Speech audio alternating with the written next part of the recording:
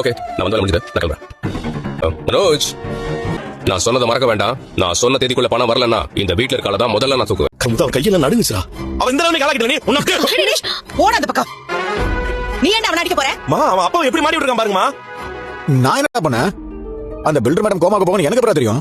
Order கிடைக்க நினைச்சு கடன் வாங்கினேன், இப்ப கிடைக்காம போயிடுச்சு. அது என் தப்பா? டேய், தேவையில்லாம வெட்டி செலவு பண்றது கடன் வாங்குறது தப்பு இல்லையாடா? ஏங்க நீங்க ஏன் கையெழுத்து போட்டு கொடுத்தீங்க?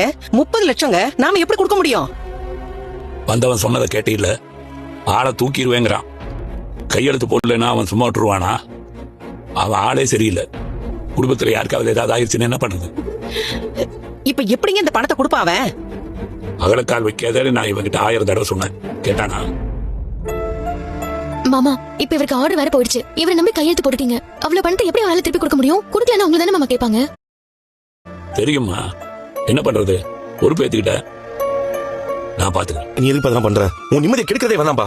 முதல்ல பணத்தை எடுத்து ஒண்ணா, அப்புறம் அந்த காசை வச்சு கலைய ஆரம்பிச்சான். உன் உழைப்ப உறிஞ்சிட்டு இருக்கிற காட்டிருப்பா அவன். முதல்ல அந்த ஆள் சொன்ன இவனை வீட்டை விட்டு வெளில அனுப்பிருக்கணும். டேய் போதும், பிசினஸ்னா எல்லாம் நடக்க தான் செய்யும். இப்ப என்ன பணம் தானே பிரச்சனை? எனக்காக யாரும் என் கடன்லாம் அடைக்க வேணாம். எனக்கு கடனை என்கிட்ட கொடுங்க, நானே அடைச்சுக்கிறேன். உனக்கானது கொடுக்கணுமா? புரியல, என்ன கொடுக்கணும்? இப்பா சொத்தை பிரிச்சு என் ஷேர் என்கிட்ட கொடுத்துருங்க. கேடா நீ உன்னெல்லாம்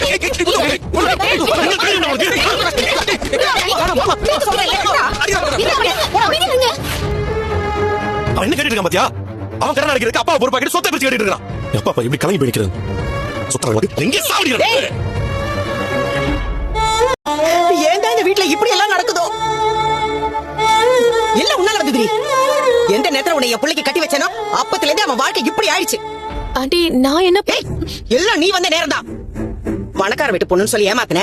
என் பிள்ளைக்கு பெரிய ஆடு வாங்கி கொடுத்துட்டேன், பணக்காரனாக்க போறேன்னு சொன்னேன். இப்ப மொத்தமா போச்சு. நீ வாங்கி கொடுத்த 6 நாள் தான் என் பிள்ளைக்கு இன்னைக்கு இந்த நிலைமை.